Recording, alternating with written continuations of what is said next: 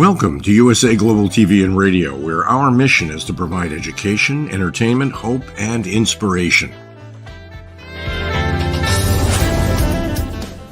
USA Global TV and Radio connects you with experts and audiences all around the world every single day to help you succeed in business and to live a richer life. Visit us at usaglobaltv.com to learn about career and life-changing training and mentoring programs like the Listening Mentor. Subscribe to our newsletter to stay informed about our special programs and offers. Discover how you can become a guest on one of our shows or a host or producer of a USA Global TV and Radio show of your very own. That's USA Global TV and Radio, where the doctor is always in.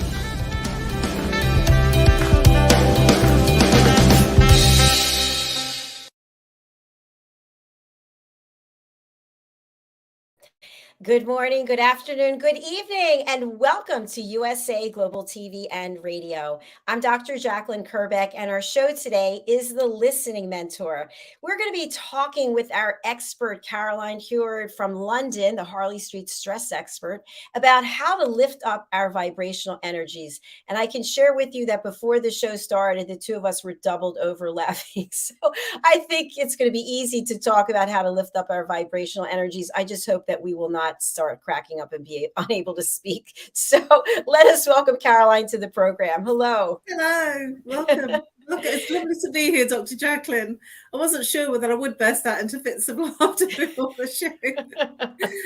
Well, you know what else? It's very cold where you are, right? You have your blanket there. I do. Yeah, and it's very hot here, but when it's cold, it's also, I feel, much more difficult to lift up our vibrations and lift up our energies because we're just shivering. We can't get warm. How do you feel about it? I just put the radiator on and I'm hugging the radiator with my fluffy slippers and my blanket and my little fleecy dressing gown. And that usually I get myself snug as a bug in a rug, but I don't like feeling cold, because then it's hard for me to work. But I make it so that it's more comfortable. Oh, and just to share, I snuggle into my Egyptian cotton duvet with Egyptian cotton pillows, and I have a lovely embroidered cotton bedspread, which cotton keeps you really warm. So I find my ways of keeping lovely and snuggly and warm.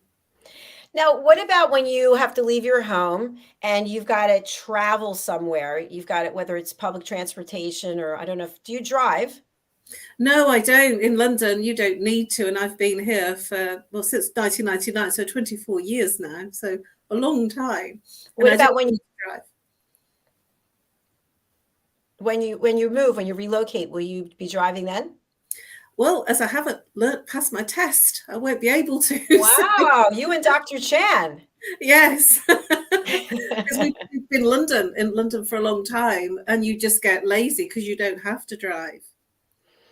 Fantastic. Well, that's one less thing to worry about. So good for you. So, Caroline, you spoke about masculine and feminine energies on Talking Heads, and today we're talking about vibrational energies. Can you kind of frame it out for us what we're talking about when we're referring to energies?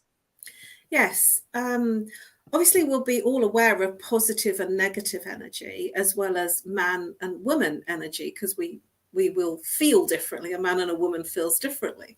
Feminine and masculine feel differently. And so when you're in a positive state of being, your vibration, your energy will be higher. When you're in a depressed state or sad state or lonely or in heartbreak, your vibration will be lower, and you will feel that because you'll have no energy. So your vibrational energy is connected with mood, with the way that you are experiencing an aspect of your life in that moment.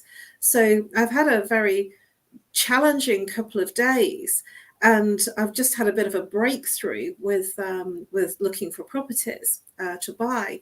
And what's really interesting is I felt like I left the calls in quite a much higher vibration. And Dr. JACALYN comes on and she's just having me in bits. You know, I'm absolutely in hysterics. And it's almost like I needed that laughter. And when we're laughing, we're in a much higher vibrational state because we're belly laughing and we're laughing from the belly. And that means that, sometimes you can be laughing and almost be tearful with the laughter, which is sort of where we got to.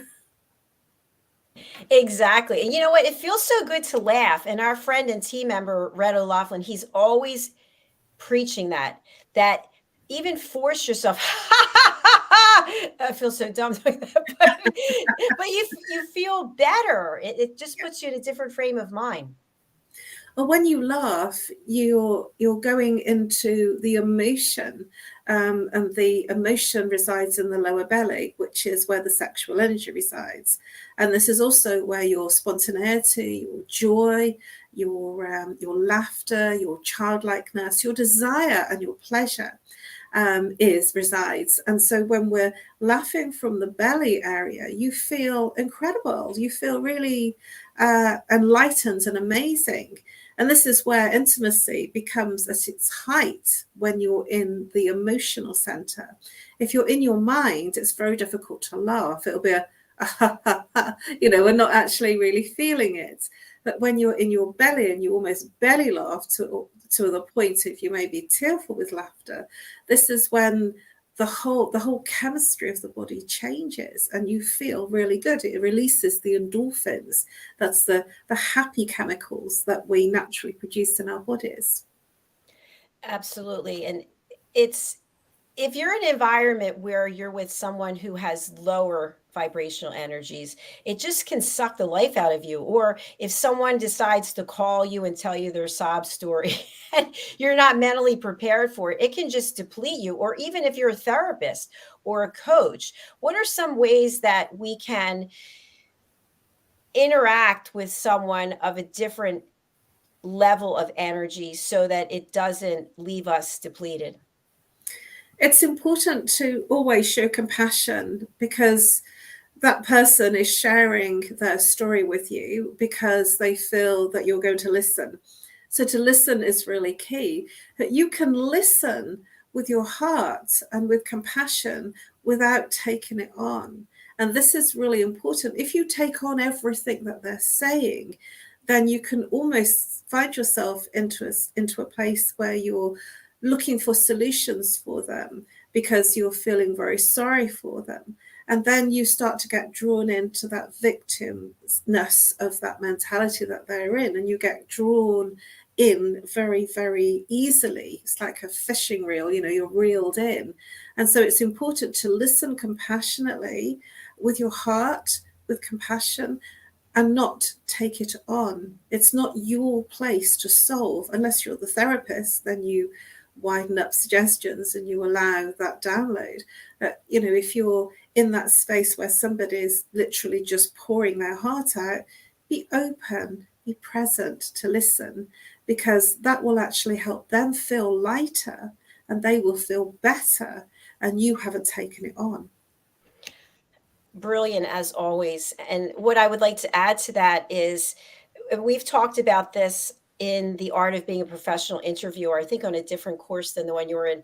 But here on this platform, when we're interviewing people, many times people are going through a difficult time, or they start to break down in tears, or they say something that might trigger me to almost go into tears. And what I do is I will say to myself, right now, you are a broadcaster.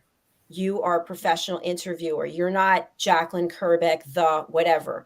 And your goal is to give this person a safe place to share. So it's not about me, it's about them. And when that happens, I'm able to separate so that I don't go to pieces and that I'm not taking on that energy. I'm giving them my space and my energy for them to share. That's beautiful, Dr. JACALYN, because you've just highlighted something that I was going to mention. It's about being open to give them the space to share without feeling that they're being judged. And when you open the safe space, that makes them feel safe to open up and share. And that means that it's open enough that you don't take it on. It's very beautiful that you do that. Thank you, Caroline. I really appreciate it. I'm sure you do that in your work as a therapist.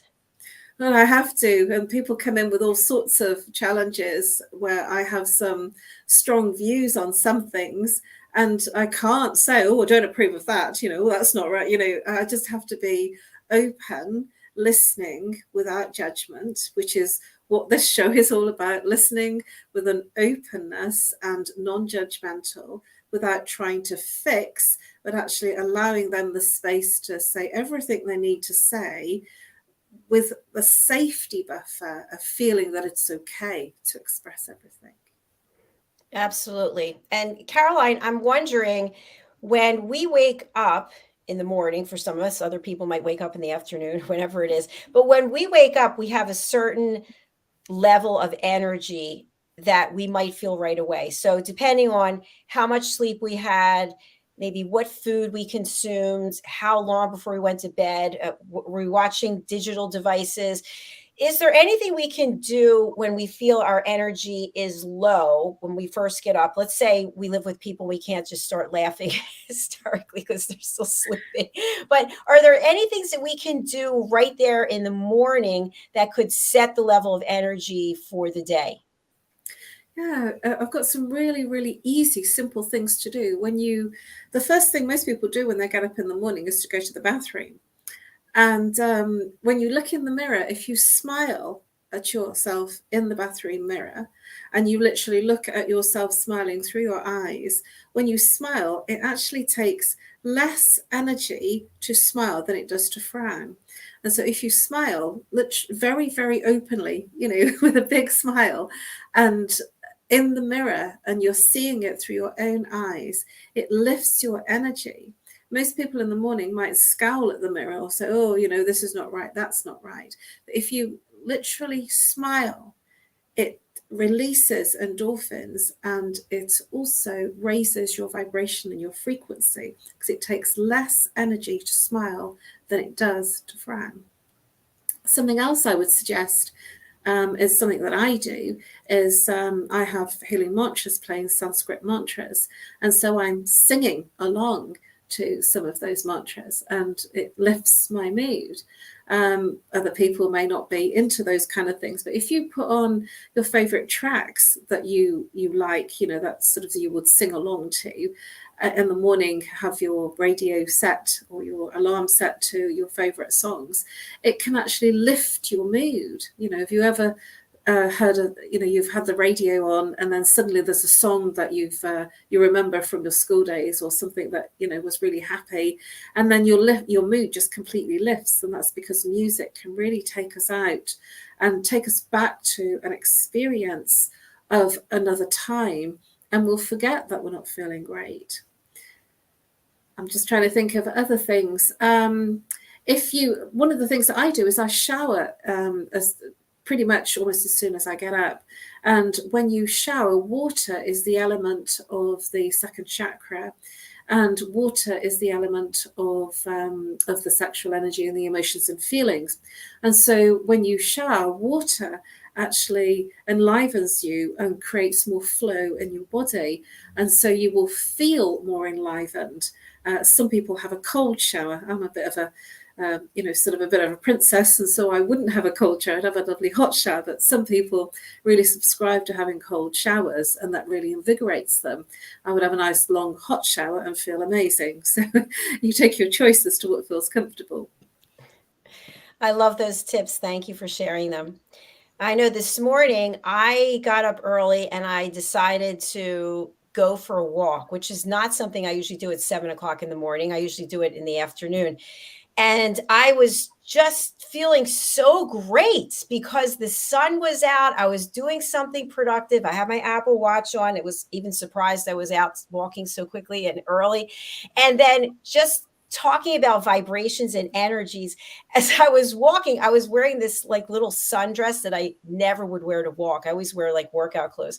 And there were a lot of people out walking. And anyway, the point I'm making is because how my energy changed. I noticed the dress started sticking to me as I was sweating. So it was like stuck here and stuck there. And I started like lifting it up so it wasn't stuck in places. And the point is that my whole energy changed because I now became obsessed with the fact that people were going to see this. It doesn't matter.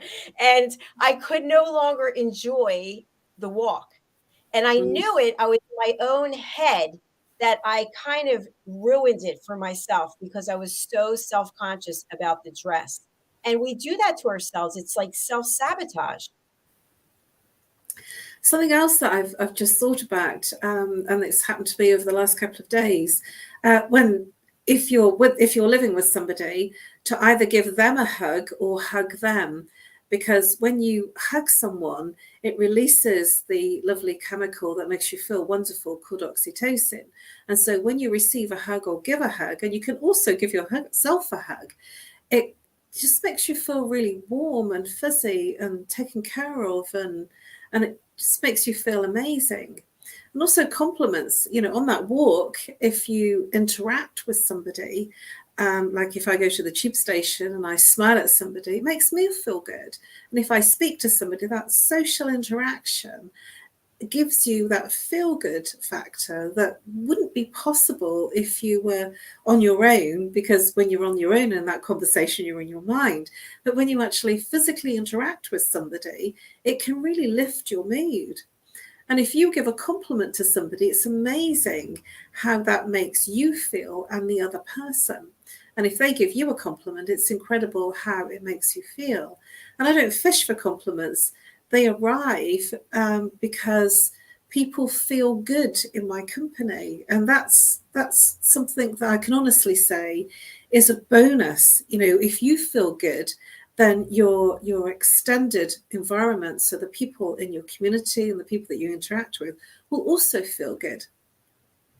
That is so true. And to your point about the hugging, and I don't know if this is Mm. still as popular, but at least during the pandemic, there were a number of people making a good living from being professional huggers. There are professional cuddlers. Oh, wow. I'll fancy that job. I'm going to feel on top form with tons of oxytocin by the time I'm finished. It's amazing. People just, like for me, I hardly ever get a hug. I mean, really never. So I'm kind of missing that. But I don't think I would actually pay a stranger to hug me. I don't know. Well, it's phenomenal. One of the things that I do, because some people don't like to be hugged, and I'm very permission based. And so, especially if I'm on a training course or something like that, and I feel I've had a really good experience, I'll just say, do you mind if I give you a hug? As like my way of saying thank you. And I feel that it's received so well because it's a permission thing. And some people say, no, I don't want to, and I go, that's okay.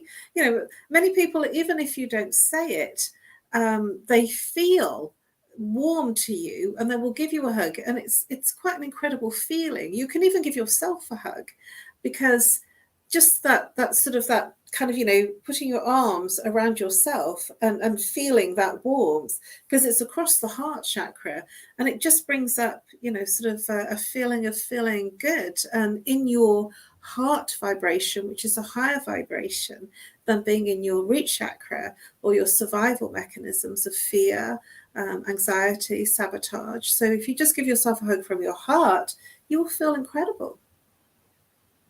Okay, let's try it. Everybody, take your arms. Oh, yeah, baby. I've really missed you. How have you been? Because if you can give yourself a hug, then other people will easily feel more drawn to give you a hug.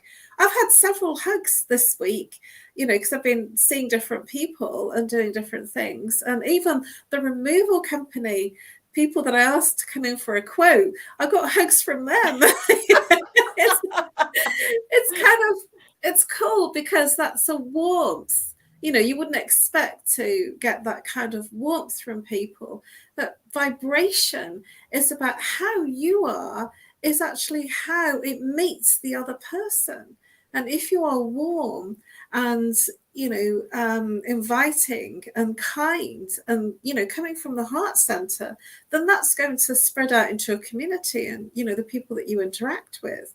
And, that should have been a very cold interaction, really. But, sort of the two people that I saw were so lovely. And, that's how I like to do my interactions. And it's possible. It doesn't matter how cold and sort of service that you're going into.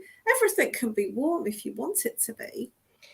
That's true. Now, I do have to say, we don't have Philip Sykes here to tell us about the proper etiquette, but in business, I know I did hug one of my clients in front of her superior, and she was not happy about it, and she made it very well known. So I think we also have to be conscious of that it might not be appropriate in every situation to just go, hey, yeah, I don't know. What are your thoughts about that? That's why I always ask for permission, especially in our current changed world times.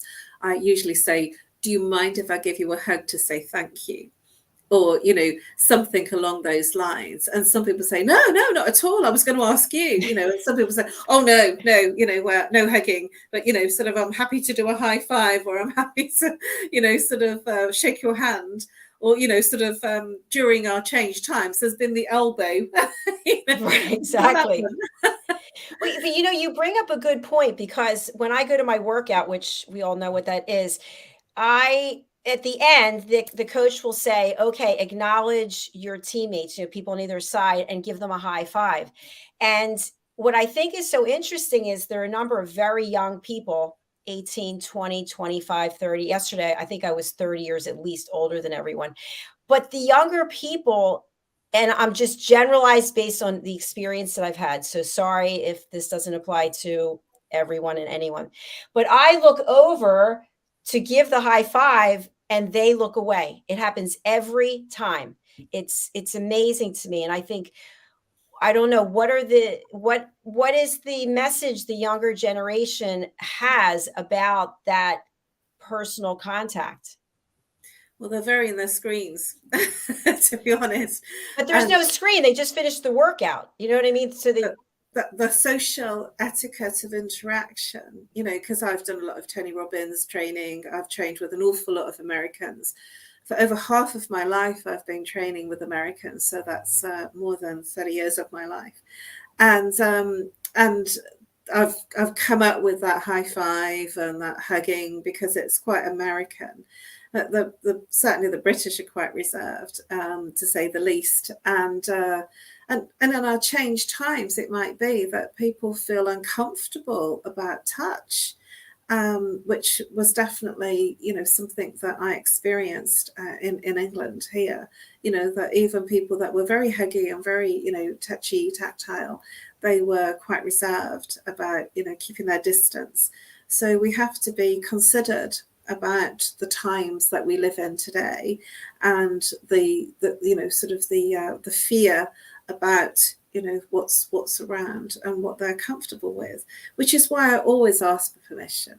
And I think that's the best thing. I would say, I'd love to give you a hug to say thank you. Is that okay? Or is it okay to give you a hug to say thank you? And then they can say no, or they can say, yeah, I'd love to. Or they can say, I'll shake your hand, so then it's a choice, and then they can decide. And some people aren't hug people. They're just not energetically tactile, which means their vibration will be quite low. I agree with what you're saying. And I think this is also another etiquette question, because it can come across the wrong way. If you say, may I give you a hug? Do you come in full on and you're like, the two of you are like this? I've also seen where guys will hug and they do the butt stick out, so, and then I've also seen and then there's also the hug with the kiss on the cheek. Oh, they didn't yes. ask about the cheek. I don't know. They didn't ask about that. So what is the proper way to give the hug? We need Philip here. I used to teach this stuff a long time ago. Perfect. Professional networking. If you are doing the kiss, and I worked in marketing and PR for a long time. And essentially, you're not supposed to kiss the cheek, you kiss the air. And what's really quite funny is many people clearly don't know that. And so I've had wet patches on my cheek. Even women have kissed my cheeks, and like I've landed up with a lipstick patch here of lips. And so it is that you kind of sort of hold them, in this like tentative way, and you go, mwah, mwah, but you kiss the air. You do not kiss and touch the physical skin. In terms of your kiss, it's a kiss of the air, and that is the right way to do that. That sort of friendly hug kiss, and the butt sticking out. Well, I think that's a man thing. You know what I mean? And it might be that they're tall. That could be why they do it, because I'm quite short. I'm 5'2". And it might just be that, sort of they're coming down to your height. That's certainly the experience that I've had. And it might be that they're sort of, doing their best so that you feel comfortable in that hug. Because otherwise they could be hugging you in the wrong area, if you know what I mean.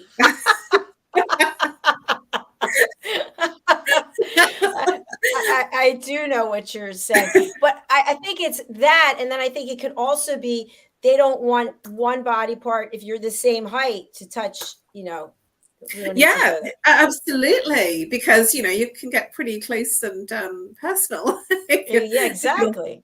If you're hugging in that way. Yeah. And some people, they know how to give a proper hug. My beautiful Tibetan monk, my beautiful friend, he taught me how to give a heart hug, a proper heart hug. And it's your left side of your heart touching their left side of their heart. And then you stay there. Sometimes people like tap your back. That's not good. To sort of tap the back. You just hold, in a compassionate way. You just literally hold and breathe. And that essentially makes you and the other person very connected in the heart. But some people tap the back, which is, their uncomfortableness about being hugged. And other people will literally kind of, hug and quickly break away. But if you hold, in your breath and breathe into your heart, and they're breathing into their heart, you just feel amazing after that hug. And it doesn't have to be, this big, extensive, intimate, sort of, it means something. It's a heart-to-heart hug, which makes you feel very good. And what do you think the proper protocol is for how long you hold the hug? And should the person make any sounds while they're doing it? Well, we're really going there, aren't we? You know me. If it's somebody that you know really well, and sometimes I've had this experience where people have said, "Oh, it feels so good," and that's genuine. That's come out from a genuine space of an experience. And sometimes you feel, because this is about feeling the other person, you will feel that it's time to break away. And sometimes if you're really, really close to the person, you know them really well, that hug might be, it almost might feel like it's lasted for a few minutes, or it might be 30 seconds, it might be 5 seconds, but it's about what feels comfortable for you and the other person and the environment that you're giving that hug in. Because it might be that you're hugging a long lost friend and then that hug can stay. It could be that you're hugging a colleague and maybe that's not so cool to be there for like a minute. You know what I mean? They might be getting the wrong idea. So it's important to, it's about horses for courses, managing the situation that you're in and making sure that you're in alignment with how the other person feels. And this is about reading the other person's energy, reading what's comfortable for them. And if they're tapping your back as they're doing it, they're not comfortable. So that's your sign to break away, sooner rather than later. Yeah, I'm not really familiar with the tapping, but again, I haven't been in the hugging world for a long time. But I can remember someone giving me a hug and then whispering, "I'll give you a call." I'm like, no. That might have been the last song. Maybe that was the reason. I don't know. Ah. But we are talking about energies. And so I think that that's really important because a hug is a great way to lift up your energy if you're comfortable with it and if the person asks for permission. And I'm sure there's a lot of parameters about how long it goes on and how often. I had an uncle who passed away, and he would always grab my earlobe, and he would, instead of giving me a hug, he'd yank my earlobe, and I never liked it. I always thought it was weird. Actually, it was this earlobe and it's drooping, might be why. But I think it's one of those things, again, about asking for permission. But when I would see him, I would sort of stiffen because I knew he was coming over to tug my earlobe. Oh, well, that's a new one on me. I've not had. What do you say to the therapist? What does that mean? Well, the ears are, sort of, it almost might be that, he wants you to listen to him. He's gesturing to your ear. So that might be that he's auditory and he needs to be heard, if you know what I mean. So he's tugging your ear for you to hear what he has to say, which is, that's where I would put it from a chakra psychology perspective. And when people are sort of, putting their hands over their ears, it's because what is it they don't want to hear, and so if he's tugging your ear, he wants you to hear him. That might be, some people are auditory, they're not visual, they're auditory, so that could possibly be.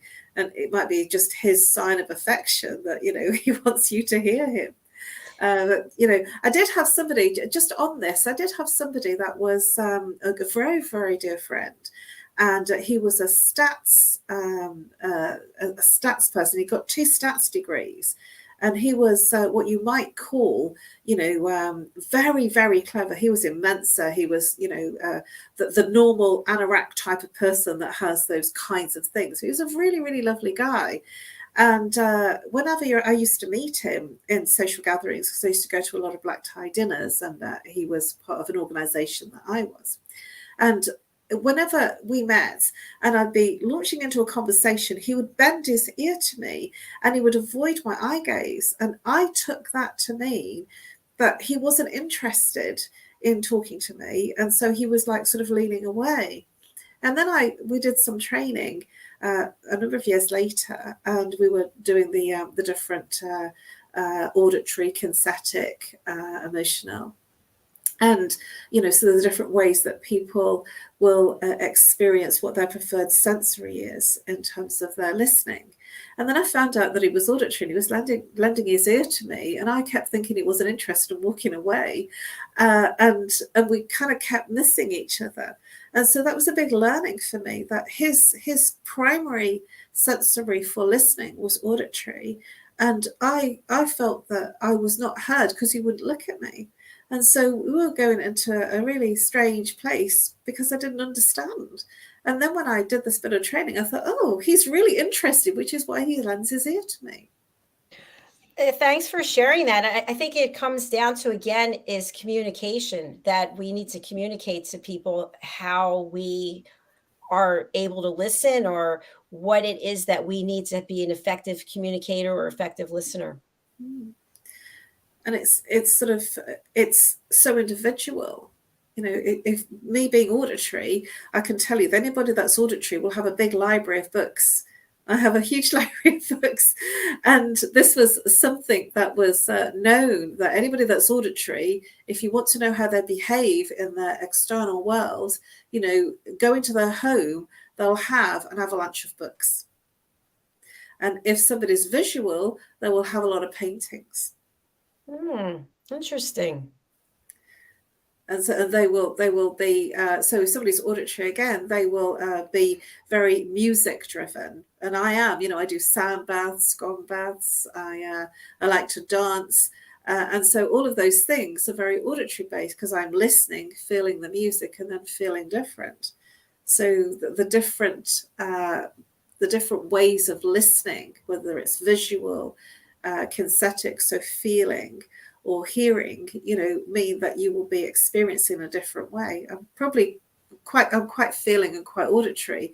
So everything's very sensory around me. Even my shower has a sensory dial that it lights up and it flashes the temperature as it's coming up. There's a lot going on in that shower. It's because I'm sensory, and so I want to feel things. So I have a lot of cushions and soft furnishings and soft things. Whereas if somebody's visual, it's not about the feel, it's about the look and the style of it, and they might be quite angular.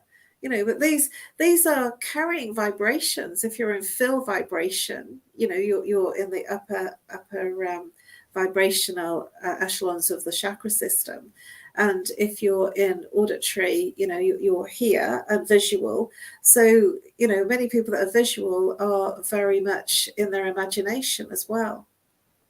So, and this is about how you vibrate in life. This will affect your energy, your frequency of your vibration. And so some people don't like noise. They hate noise. So they're not auditory. That's me. I hate noise. They need their silence. So I feel that you're quite visual. I think I am. The interesting thing is that my mother, she's been doing paint by numbers, and she's been doing it for the last 2 or 3 years. She's out there painting a snowman right now. And the paintings are all over the house. And she obviously is a visual person. Yeah. And that has a vibration, the vibration of somebody that's feeling kinesthetic to somebody that's visual. If you look around their homes, it'll be different. The kinesthetic person, it's all about touch and feel. So there'll be lots of cushions and lots of, deep colors, fill colors, orange, red. If somebody's visual, then there'll be a lot of paintings and pictures everywhere. And if somebody's auditory, there'll be a hell of a lot of books and music, sort of CDs, bookcases of them. And, when I realized that, when I did some training, I thought, I'm definitely auditory because I have a lot of books. And, I've filled all the bookcases, and now I have online libraries of things because I've run out of space in this particular home anyway. So I'm trying to figure out what I am, because I don't feel like I actually fit into any of those specifically. We're all very visual because the whole broadcasting thing is visual. That makes sense. Yeah. Yeah. That's the whole premise of the broadcast, about the backdrops. I mean, you're brilliant at creating the backdrops, and, you're straight on it in terms of what it looks like, the feel of it, because you're visual. You know what visual look you want. Whereas I would be hopeless. I know what I want it to feel like, but I wouldn't know what I want it to look like. Do you see what I mean? I do. What are some other qualities of visual person like that would describe me? Well, you've just described very perfectly your mum. She's a paint by numbers. So she's being very analytical, very structured. So the visual person will be very, very structured in the way that they're looking at things. So there will be detailed people because they want to see everything, whereas the auditory person wants to hear everything. It's a different space. Does this make sense? Yeah, It does. Yes. So the visual, they'll be very akin with what they're wearing. So it has to look right. So you mentioned about, sort of it felt wrong, but it looked right. You see what I mean? I've already changed 4 times today to fit in with the background. So to look right, because it's about the visual. Whereas true. I'll decide, and then that's what I'll wear, for you. So it's got to be the right shoes and right handbag to go with the right outfits. Whereas that doesn't really sort of bother me too greatly. As long as the handbag's comfortable and the shoes look nice, then I'm okay. It doesn't have to, I don't do this mixy match thing, but the person that's visual, there's the handbag, the shoes, the jacket, the dress. That's the visual girl. The jewelry, the lipstick, the nail polish, all of it. Yeah, I get it now. Okay. That's the visual. That's the visual. Well, my auditory friend, your visual friend, has to go because the Pet Psychic show is coming up now. So quick. I know, it just flies by. So we have your banner up here. You're still offering your 30-minute free Zoom buster. Tell us a little bit more about this, please. Yeah, I offer a free Zoom stress buster consultation. So if there's anything that's bothering you in terms of stress, physical ache and pain, emotional, whether it's relationship-wise, intimacy-wise, in terms of relationships not working out, business, whatever it is that you're complaining about is what I usually say is what stresses you out. What's your stress? Some people say, I'm not stressed, I just don't sleep very well and I've got a terrible back. That's your stress. That's how it's coming out. So whatever you're complaining about is what your stress is. And I will identify the root cause of one symptom in your free consultation. So connect with me and contact with me on my email and tell me what the problem is on email and where you are and what times work for you on nomorestress@live.co.uk, or call me on +44 if you're international.